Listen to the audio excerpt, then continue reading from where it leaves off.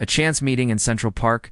The September sun cast long shadows across Central Park as Natalie Brooks arranged her art supplies on a worn blanket. Her fingers were stained with acrylic paint, evidence of another day spent creating beauty from nothing. At 28 years old, she had learned that sometimes the most valuable things in life cost nothing at all. Her free art classes for neighborhood kids had become her purpose after her dreams of attending the prestigious Rhode Island School of Design had crumbled 3 years ago. She wiped her hands on her paint-splattered jean sense surveyed the usual gathering spot near the Bethesda fountain.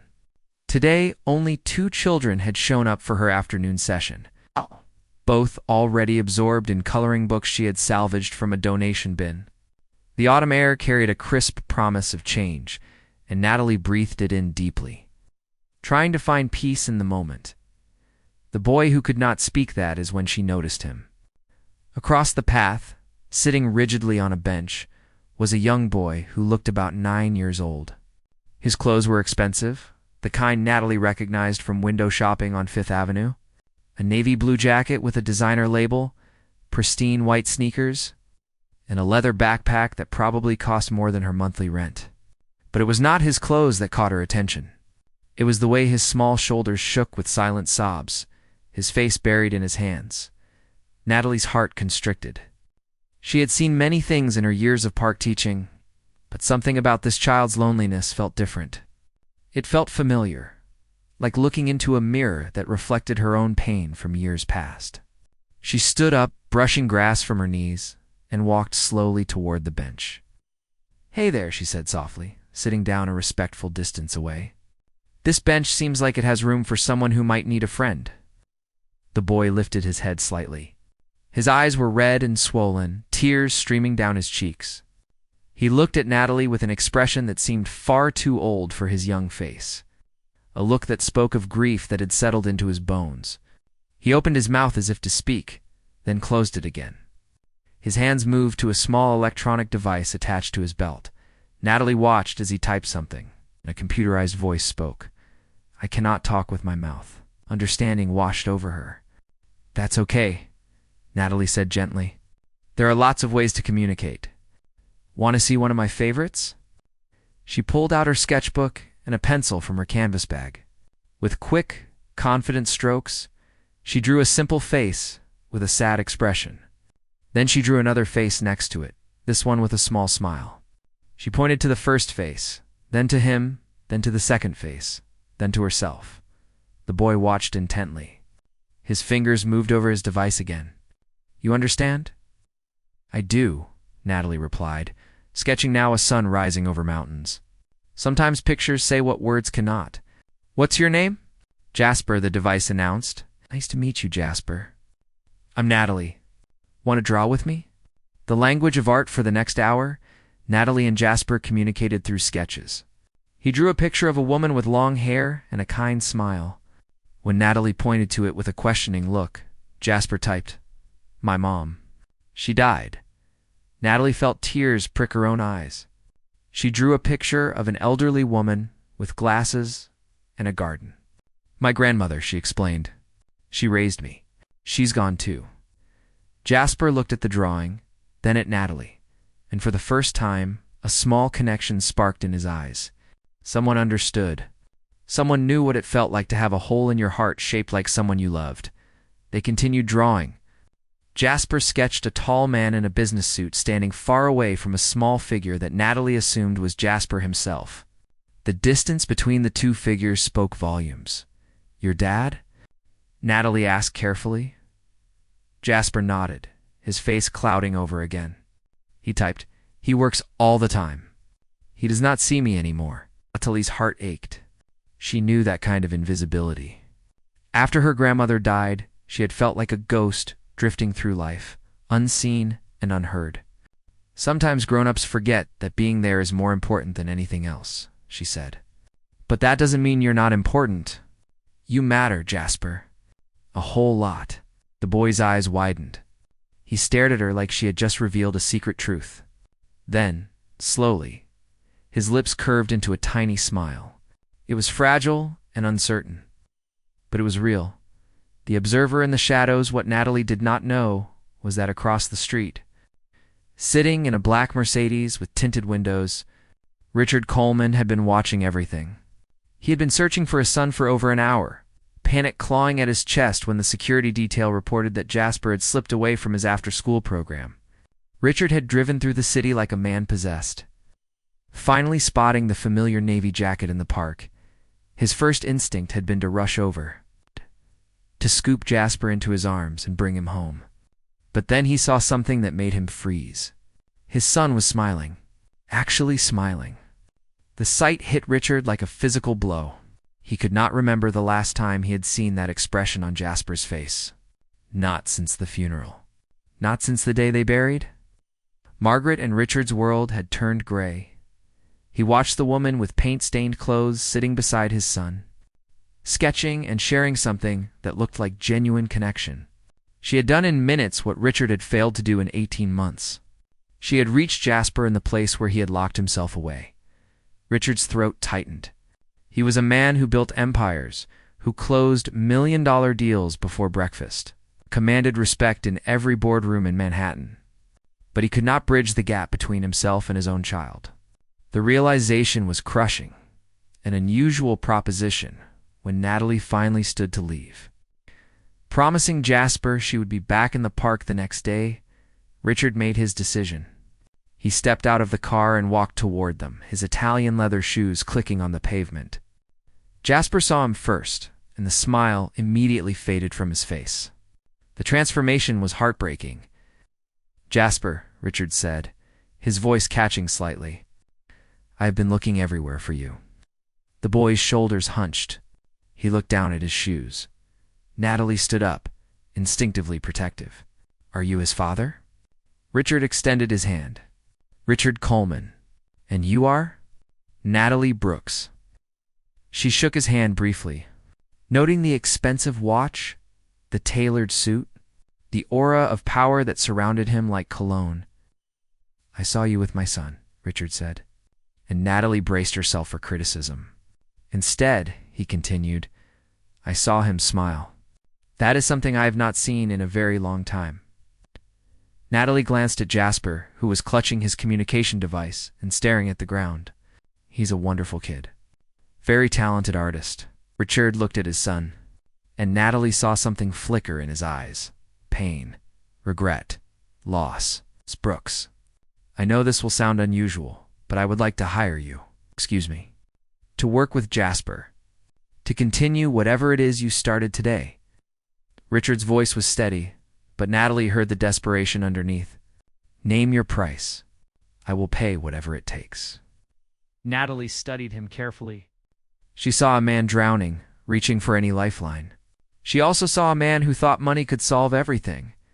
"I don't need your money, Mr. Coleman," she said firmly, "but I would be happy to spend time with Jasper.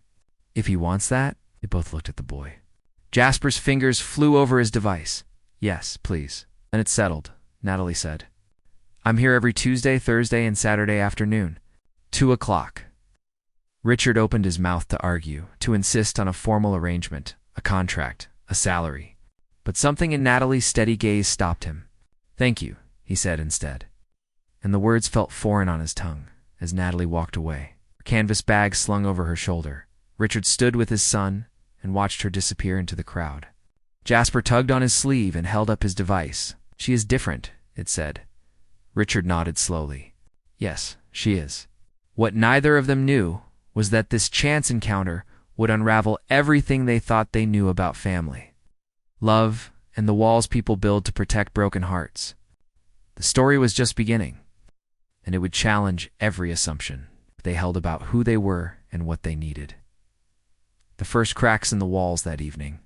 Back at the Coleman estate on the Upper East Side, Jasper went straight to his room without dinner. Richard stood in the marble foyer, feeling like a stranger in his own home. The housekeeper, Mrs. Patricia Donnelly, emerged from the kitchen with her usual disapproving expression. "He ran away again," she said flatly. "That's the third time this month, Mr. Coleman. Perhaps it's time to consider a more structured environment." Richard's jaw tightened. "He's not going to boarding school, Patricia?" I'm simply saying that a boy his age needs discipline. Structure, routine. What he needs, Richard said quietly, is to feel loved. The words hung in the air between them. Patricia pursed her lips but said nothing. Richard climbed the stairs to Jasper's room and knocked softly. No answer. He pushed the door open and found his son sitting at his desk, sketching furiously in a notebook. May I see? Richard asked. Jasper hesitated, then turned the notebook around. The drawing showed 3 figures: a small boy, a woman with wild curly hair and paint on her clothes, and a man in a suit standing apart from them. But unlike the earlier drawing, the man was taking a step forward, his hand reaching out. Richard's vision blurred. Is that what you want? For me to try? Jasper nodded, then typed on his device. I miss you, Dad. For simple words that shattered Richard's careful composure. He crossed the room and pulled his son into his arms, holding him tightly while Jasper's small body trembled with silent sobs. I miss you too, Richard whispered. I miss you too, and I am so sorry. I will do better. I promise. It was a promise that would be tested in ways neither of them could imagine. But in that moment, in the quiet of Jasper's bedroom with sketches scattered around them, a father and son began the long journey back to each other, and somewhere across the city, in a tiny studio apartment in Brooklyn, Natalie Brooks was painting by lamplight, unaware that she had just become the catalyst for a transformation that would change 3 lives forever. An expected invitation. 3 weeks passed in a gentle rhythm. Every Tuesday, Thursday, and Saturday, Natalie arrived at Central Park with her art supplies, and Jasper was always there waiting.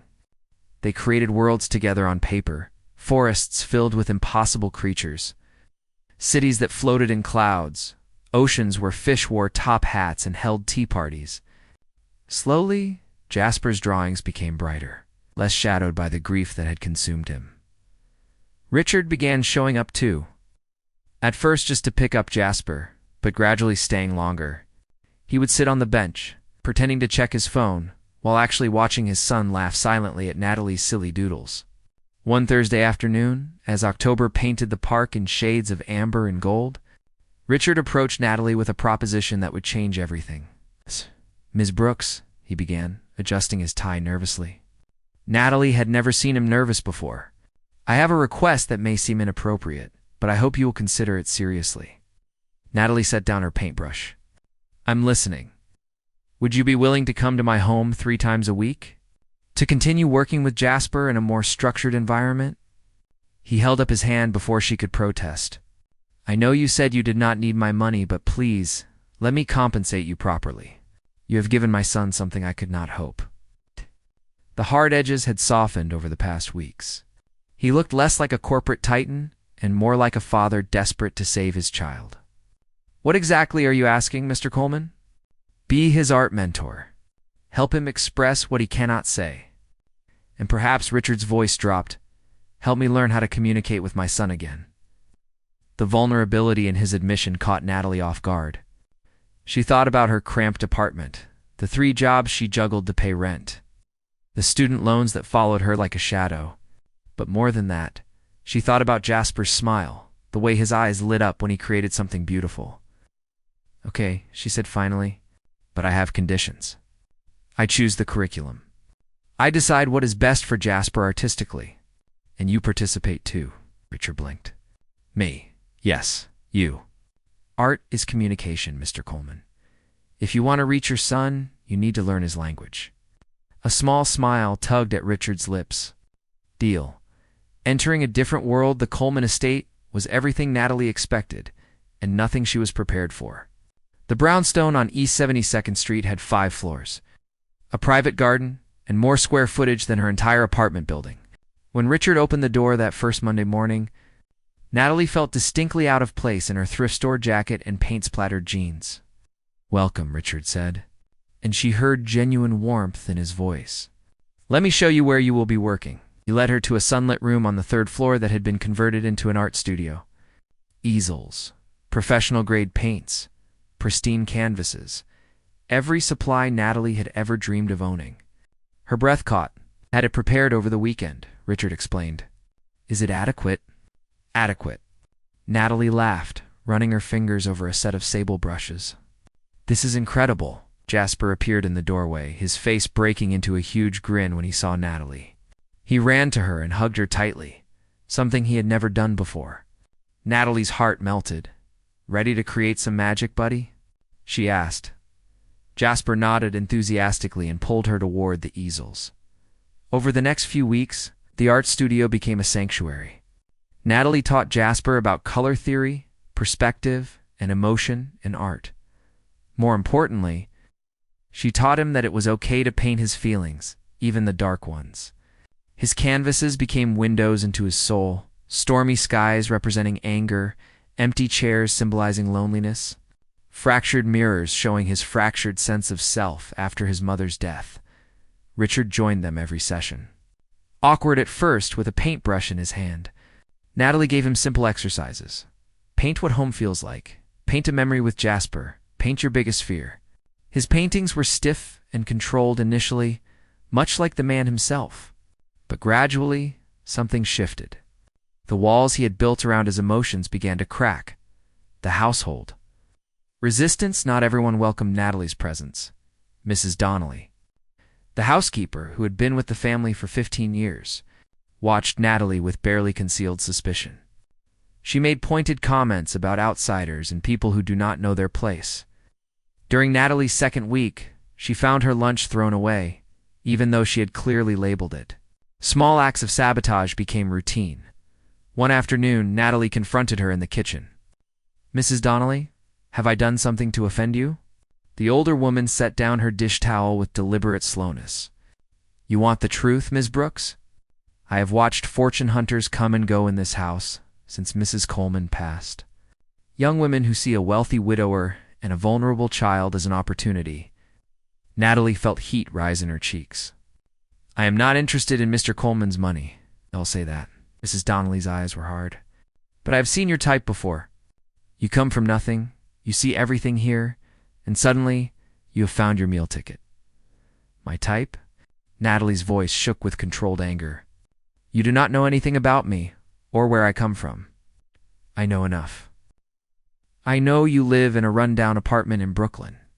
I know you could not afford to finish art school. I know you see a golden opportunity when you look at this family." The words stung because they contained kernels of truth twisted into weapons. Yes, Natalie was poor. Yes, she had struggled. But that did not make her a predator. "I am here for Jasper," Natalie said firmly. "Nothing more." Mrs. Donnelly smiled coldly. "We shall see." An unexpected bond, despite the household tension, Natalie's relationship with Richard deepened in unexpected ways. During art sessions, she learned about the man behind the corporate facade. He spoke about his late wife, Margaret, a photographer who had filled their home with laughter and light. He talked about how after she died from a sudden brain aneurysm, he had thrown himself into work because the silence at home was unbearable. "I failed them both," Richard admitted one evening as they cleaned paintbrushes, while Jasper did homework in the next room. "Margaret wanted me to be present, to be a real father, not just a provider. I always thought there would be more time. And now with Jasper, I am making the same mistakes." "You're here now," Natalie said gently. "That counts for something. Is it enough?" "It is a start." Richard looked at her. Really looked at her. And Natalie felt something shift in the air between them. It was not attraction exactly, though she could not deny that Richard was handsome. It was recognition. To people who understood loss and were trying to find their way back to wholeness, "Thank you," Richard said softly, "for seeing us, for caring." Natalie smiled. "Thank you for letting me in." That night, as Natalie prepared to leave, Jasper gave her a painting he had been working on secretly. It showed 3 figures: Jasper in the middle, Richard on one side, and Natalie on the other. They were all holding hands, standing in front of a house that glowed with warm light. Natalie's eyes filled with tears. "This is beautiful, Jasper." He typed on his device. "This is my family now." When the world intrudes, the scandal broke on a cold November morning. Natalie woke to 17 missed calls and a text from her friend. "Oh my God, are you dating a billionaire?" It's all over the internet. With trembling hands, Natalie opened social media. The photos were everywhere. Her and Richard leaving a coffee shop, laughing at something Jasper had drawn. Another of Richard's hand on her shoulder as they walked through the park. A third of them standing close together in the art studio, visible through the brownstone's window. The headlines were brutal. Gold digger alert. Broke artist targets grieving billionaire from park bench to park avenue. The opportunist and the mogul. Coleman's new girlfriend raises eyebrows. Who is Natalie Brooks? Natalie's phone rang. It was Richard, his voice tight with anger. Do not look at the news. Too late. I am handling it. My PR team is working on a statement. Richard, they are digging into my past. They are going to find out everything. Natalie's voice cracked. About why I left school, about the debt, about everything. There was a pause. What happened, Natalie? You never told me why you left RISD. Natalie closed her eyes. My grandmother got sick. Cancer. She had raised me after my parents died, and I could not let her face it alone. I withdrew from school to take care of her, used my savings to pay for treatments that insurance would not cover. When she died, I had nothing left. No degree, no money, just debt and a portfolio of unfinished dreams. Why did you not tell me? Because it does not matter. My past does not define what I do with Jasper. To me it does, Richard said quietly. It shows your character. You sacrificed your dreams for someone you loved. That is not something to be ashamed of. But the internet did not see it that way. By afternoon, think pieces appeared. The poverty to riches pipeline. Why women like Natalie Brooks are dangerous. Strangers on social media called her a snake. A manipulator. A woman using a child to get to his father's wallet.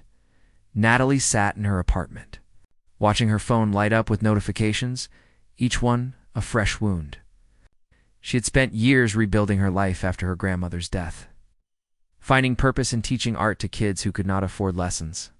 And now, in a matter of hours, she had become a villain in a story she'd never asked to be part of. Her phone buzzed. It was a message from Richard. Come to the house, please. We need to talk. The breaking point when Natalie arrived at the brownstone.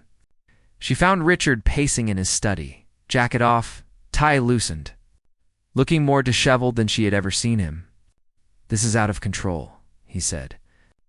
They have reporters camped outside.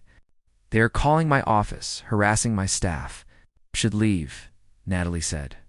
This is destroying your reputation. I do not care about my reputation. But I care about Jasper. What will this do to him? As if summoned, Jasper appeared in the doorway. He looked between them, sensing the tension. And his hands moved to his communication device.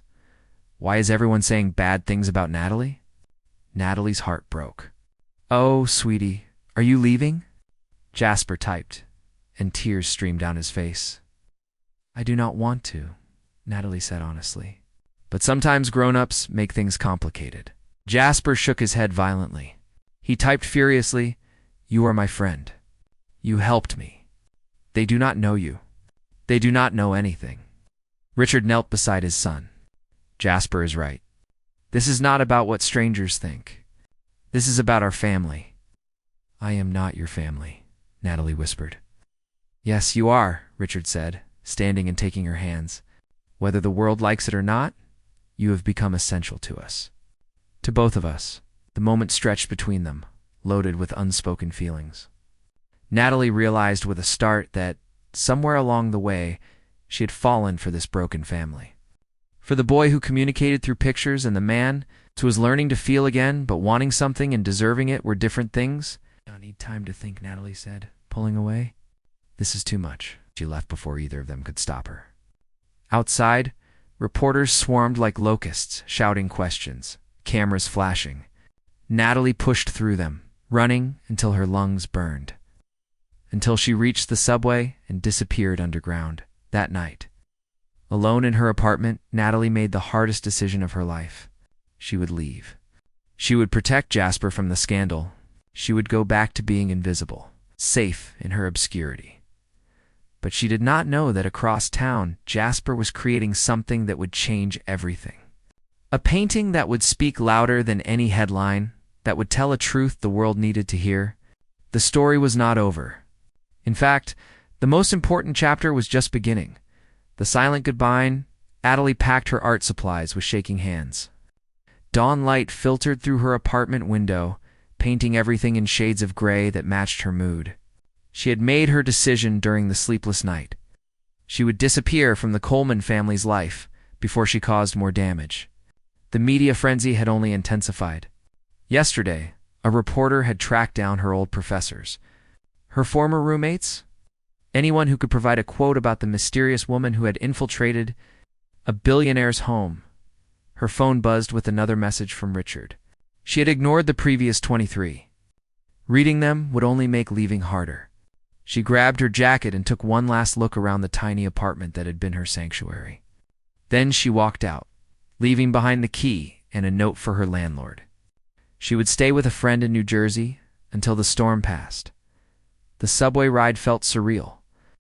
Natalie watched her reflection in the dark window, wondering when she had become someone the world felt entitled to judge.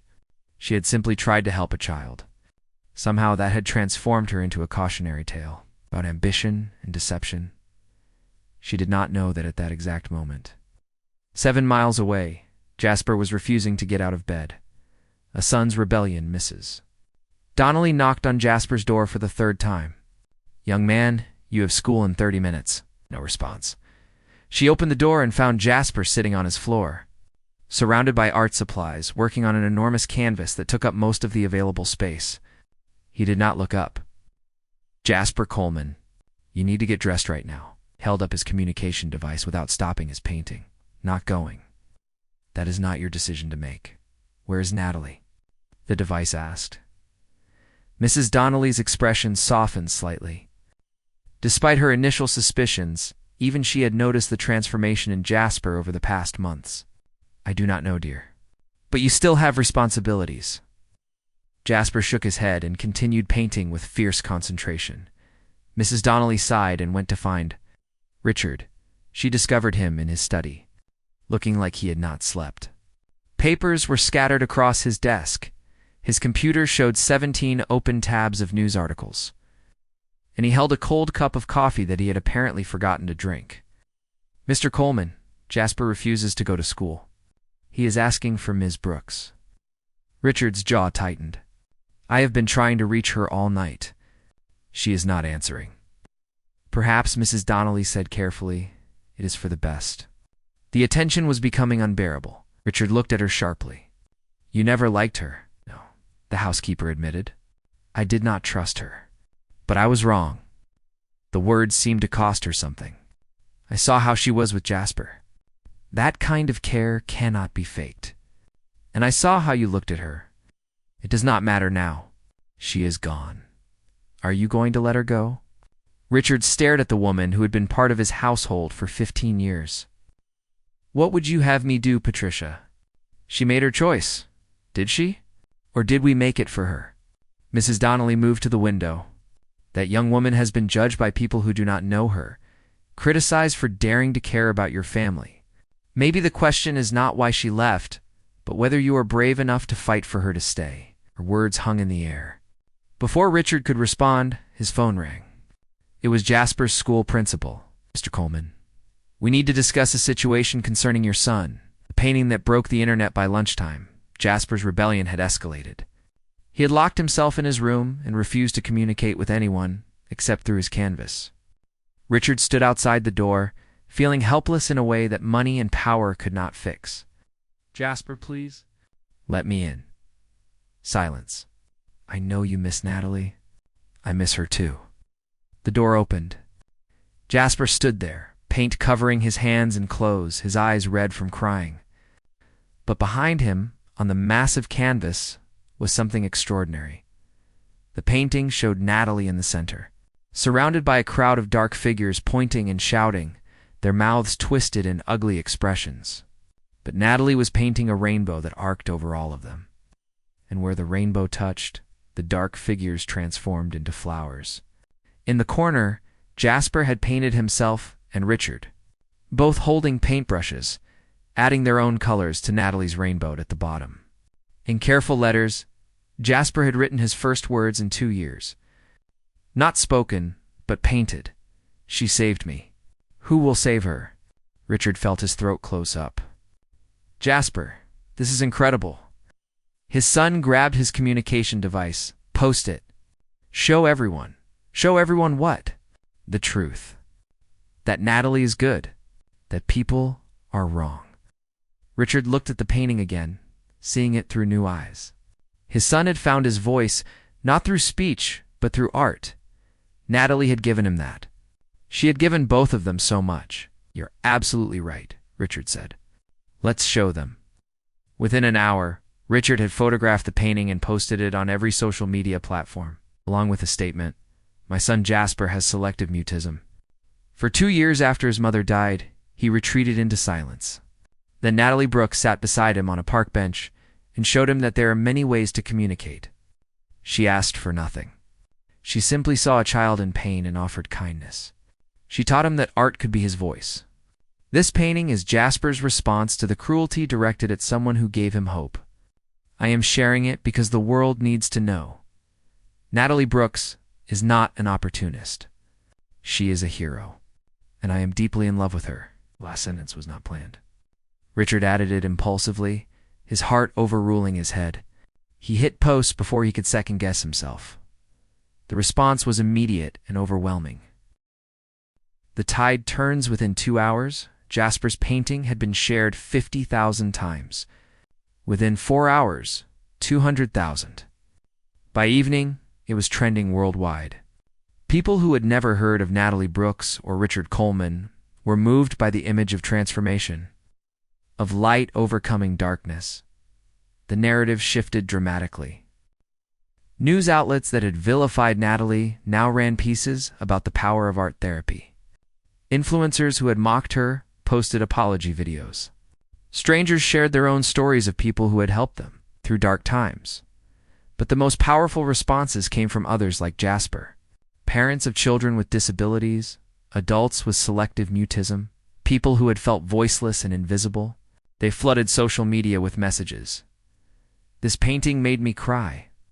Thank you for showing that silence does not mean emptiness. My daughter has autism and struggles to communicate. Where can we find teachers like Natalie? I had selective mutism as a child. One person who believed in me changed everything. This is that story. Grassroots movement emerged. People posting their own art with the hashtag #PaintWordTruth, sharing how creativity had helped them heal. Jasper's painting became a symbol of something larger than one family's story. It represented the transformative power of compassion. But through it all, Natalie remained silent and unreachable. Finding her way back, Natalie sat in her friend's living room in Newark. Watching her phone explode with notifications, she had seen Richard's post, had stared at Jasper's painting until tears blurred her vision. The words, "I am deeply in love with her," echoed in her mind. Her friend Denise sat beside her. "Girl, what are you still doing here? That man just declared his love for you in front of the entire world." "It is too complicated," Natalie whispered. Love is always complicated. But are you really going to let fear win? Natalie thought about her grandmother who had faced cancer with courage and grace. She thought about Jasper, who had been brave enough to express his pain through art. She thought about Richard, who had torn down his own walls to let her in. When had she become a coward? "I need to borrow your car," Natalie said, standing up with sudden determination. The drive back to Manhattan felt both endless and too short. Natalie's heart hammered as she navigated through evening traffic. What would she say? What if Richard regretted his public declaration? What if Jasper was angry at her for leaving? But when she pulled up to the brownstone, all doubts vanished. Because there, sitting on the front steps, were Richard and Jasper waiting. Jasper saw her first. He jumped up and ran to the car before Natalie had even turned off the engine. When she opened the door, he threw his arms around her, and she felt him shaking with silent sobs of relief. "I am so sorry," Natalie whispered, holding him tight. "I should not have left." Richard approached slowly, giving them space. When Natalie finally looked up at him, she saw everything she needed to know in his eyes. "You posted that painting," she said. Jasper insisted. "And he was right. You said you loved me." "Do." "I have for a while now." Richard's voice was steady, certain. "I know this is fast. I know the world is watching. I know there are 1,000 reasons why this is complicated, but I also know that you make my son smile. You make me want to be better, and I do not want to lose you." Natalie stood, Jasper still clinging to her side. "I love you too," she said, and the admission felt like coming home. "Both of you." "I was just scared." "Of what?" "Of not being enough. Of coming from nothing and stepping into your world. Of people always seeing me as the poor girl who got lucky." Richard took her hands. "You are not lucky. We are. Jasper and I are the lucky ones." The challenge ahead the following weeks were not easy. The media attention continued, though it had shifted from criticism to fascination. Natalie and Richard navigated their relationship carefully, knowing that every step would be scrutinized. But they also discovered that having already survived the storm made them stronger.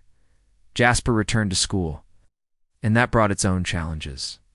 One afternoon, Natalie got a call from the principal. Jasper had been involved in an incident when she and Richard arrived. They found Jasper sitting outside the principal's office, his clothes dirty and his knuckles scraped. A larger boy with a bloody nose sat across from him, glaring. "What happened?" Richard demanded. The principal, a stern woman named Helen Gardner, sighed.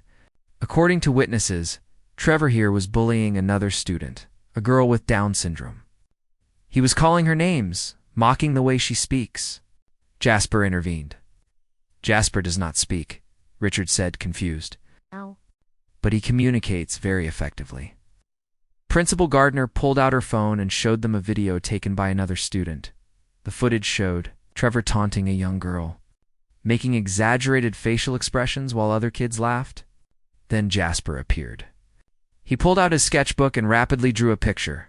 A boy with an ugly, twisted face, labeled bully, and a girl with a bright, beautiful smile, labeled brave. He held it up so everyone could see. Trevor had tried to grab the sketchbook and tear it up. That was when Jasper punched him. Natalie felt pride surge through her chest. He was defending someone who could not defend themselves. "Be that as it may, we have a zero-tolerance policy for violence." "What about your policy for bullying?" Richard's voice was cold. "My son stepped in when adults apparently were not paying attention." Principal Gardner's expression shifted. "Mr. Coleman, I understand you are upset, but rules are rules, and perhaps the rules need to change." Richard stood. "Jasper will accept whatever consequence you deem appropriate. But know this, I will be at the next school board meeting to discuss how we can better protect vulnerable students, and I will be writing a very large check to fund an anti-bullying program. One that includes education about different forms of communication and disability awareness." The principal blinked, caught off guard. "Furthermore," Richard continued, "I would like to establish an art therapy program at this school, open to all students who might benefit from alternative forms of expression. Ms. Brooks has agreed to oversee it." Natalie looked at him in surprise. They had not discussed this. "You are trying to buy special treatment for your son," Principal Gardner said stiffly. "No, I am trying to create an environment where all children feel safe and valued. My son just showed more courage than most adults I know. I am not going to let you punish him for having a conscience." The meeting ended with Jasper receiving a warning, but no suspension. As they left the school, Jasper typed on his device, "I was not scared." "I know," Natalie said, kneeling to his level. "You were incredible. But next time, maybe try to solve it without punching, okay?" Jasper grinned and nodded. In the car, Natalie turned to Richard. "An art therapy program. When were you going to tell me about this?" "I just decided." "Is it presumptuous?" She laughed. "Completely. And perfect." The miracle of speech 3 months later, on a cold February morning, the Coleman household had settled into a new rhythm. Natalie had officially moved into the brownstone, her studio apartment becoming a distant memory. She and Richard were engaged, planning a small wedding for the spring. The art therapy program at Jasper's school had expanded to 3 other schools in the district. But the greatest gift was still 2. Natalie was teaching a class of 8 children in the school's new art room, showing them how to blend colors to express emotions. Jasper sat at the front, her assistant and star pupil. They were preparing for a student exhibition. Each child would present their work to parents and teachers. When the day arrived, the small auditorium was packed. Richard sat in the front row, his phone recording everything. One by one, children stood and spoke about their artwork. Some read from prepared statements. Others improvised. When it was Jasper's turn, he walked to the front carrying a large canvas covered with a cloth. Natalie stood to help him, but he waved her off. He positioned the canvas on an easel and pulled out his communication device. But then he did something unexpected. He turned off the device and set it aside. The room went silent. Jasper looked at his father, then at Natalie. His mouth opened. Nothing came out at first, but he did not reach for the device. He took a deep breath and tried again. His voice was scratchy from disuse, quiet as a whisper, but real. "This is my family." He pulled away the cloth. The painting showed 3 figures in a garden filled with impossible flowers. Richard on one side, Natalie on the other, and Jasper in the middle. All of them connected by a rainbow that seemed to pulse with life. The audience erupted in applause, but Natalie barely heard it. Tears streamed down her face as she rushed forward and hugged Jasper tightly. Richard joined them, wrapping his arms around both of them, and for a moment they were a single unit, inseparable and whole. Richard asked, his own voice choked with emotion. "When did you start talking again?" "This morning," Jasper whispered, smiling shyly. "I practiced." "With Natalie? You knew?" Richard looked at Natalie. "He made me promise not to tell." "He wanted to surprise you." Jasper looked up at his father. "I was not ready before, but now I am, because I am not alone anymore." The simple statement carried the weight of 2 years of silence, of grief transformed into art, of a broken family learning to be whole again. The true ending 6 months later, Natalie stood in the garden behind the Coleman brownstone, wearing a simple white dress and holding a bouquet of wildflowers. It was a small ceremony, just close friends and family. Jasper stood beside Richard as the best man, practicing his speech nervously. When the moment came for vows, Richard took Natalie's hands and spoke from the heart. "You taught me that love is not about grand gestures or expensive gifts. It is about showing up, about seeing someone fully and choosing them anyway. You saved my son. But more than that, you saved me." Natalie smiled through tears. "You've showed me that I do not have to choose between my dreams and the people I love. That sometimes the bravest thing we can do is let others help carry our burdens. You gave me a family. You gave me a home." When they kissed, Jasper cheered loudly, and everyone laughed. At the reception, Jasper gave his speech. He spoke slowly but clearly, every word deliberate and meaningful. "Natalie found me when I was lost. She taught me that being quiet does not mean you have nothing to say. She taught my dad to listen not just with his ears, but with his heart.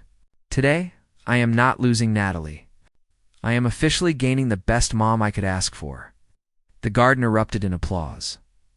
Later, as the sun set and fairy lights twinkled overhead, Natalie stood at the edge of the garden, looking back at the party.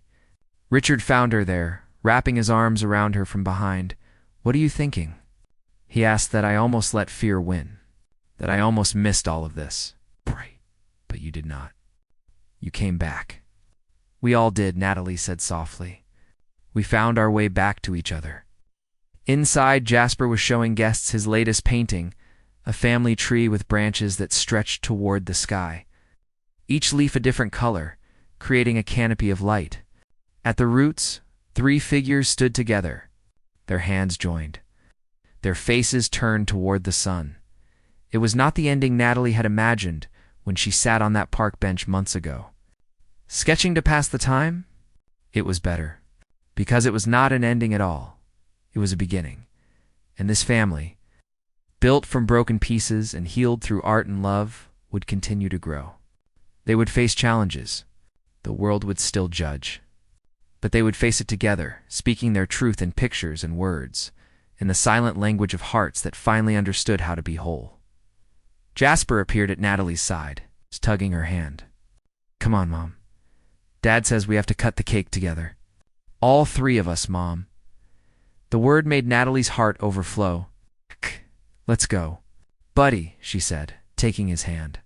And together, the three of them walked back into the light, into the laughter, into the beautiful mess of being a family that chose each other against all odds. The park bench where it all began seemed like a lifetime ago, but Natalie would never forget that moment when she decided to sit beside a crying child and offer simple kindness. Because sometimes, that is all it takes to change everything sometimes. Love speaks loudest in the quiet moments, in the gentle gesture, in the decision to stay when leaving would be easier, and sometimes the most beautiful stories begin not with once upon a time, but with a single act of compassion that ripples outward, transforming everyone it touches. This was their story, and it was just beginning.